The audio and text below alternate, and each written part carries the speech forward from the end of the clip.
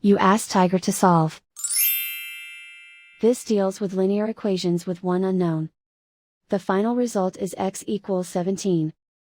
Let's solve it step by step. Group all constants on the right side of the equation. Add 25 to both sides. Simplify the arithmetic.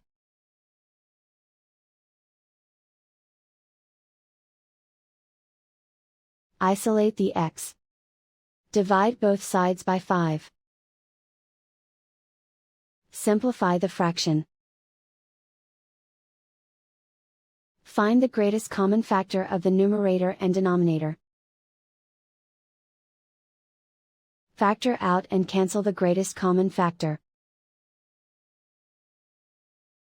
And so the final result is x equals 17.